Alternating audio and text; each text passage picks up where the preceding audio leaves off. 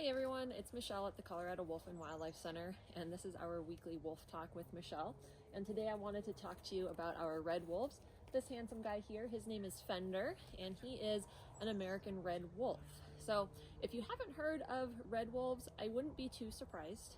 They are a very, very rare species. They're sometimes called America's other wolf, but they are a unique species. So they're not a subspecies of gray wolf. So gray wolves, of course, we know are Canis lupus, and they have various subspecies. The ones that we have here, we have Canis lupus occidentalis, Canis lupus arctos, Canis lupus bailey, like our Mexican wolves. But the red wolf, they are a unique species of wolf. They are Canis rufus, and the only place that they are found in the entire world is right here in the United States. Red wolves are a little bit smaller than gray wolves, typically between only 50 to 80 pounds and about 5 feet long from nose tip to the base of the tail, and only 26 inches tall at the shoulder. At first glance, red wolves might look a little bit like coyotes, just like Kit here. However, red wolves are not coyotes, nor are they gray wolves. They are a genetically distinctive species, which is Canis rufus. So the only thing that they share with coyotes and gray wolves is that genus of Canis.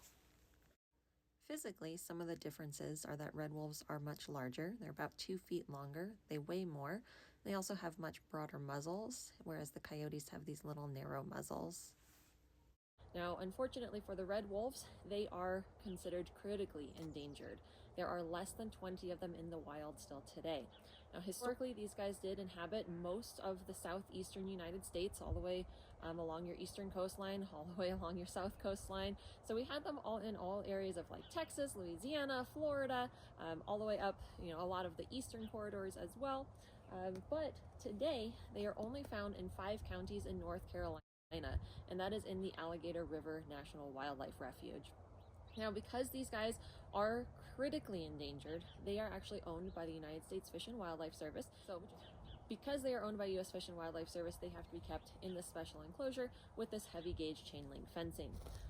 Now, Fender and Shawnee, they are here for educational purposes. They are no longer part of the Saving Animals from Extinction program or the old SSP, which is the Species Survival Plan.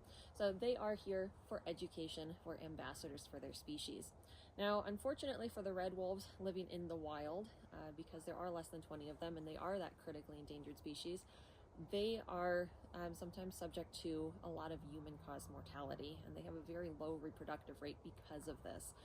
Unfortunately, there's a major highway that runs through their territory in the Alligator National Wildlife Refuge, or Alligator River National Wildlife Refuge, and a lot of these guys unfortunately get hit by vehicles. It is their #1 cause of mortality in the wild, and unfortunately, it is putting their entire recovery program at risk.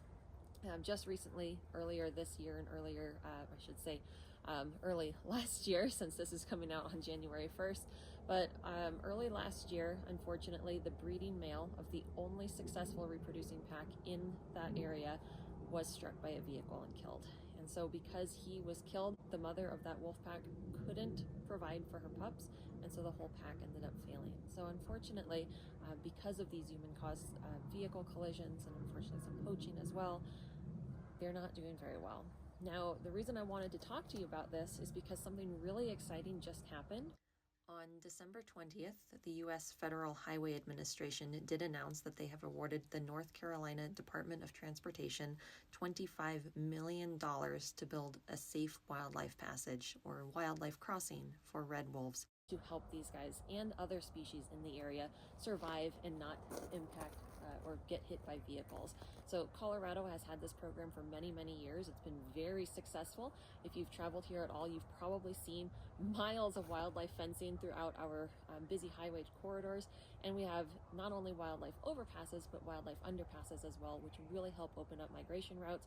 And it, of course, allowed for that wolf that was released north of I-70 to travel south of I-70. So because of these safety corridors, it has really benefited our species here in Colorado and in other states that they have started this, and countries as well. Canada has a lot also.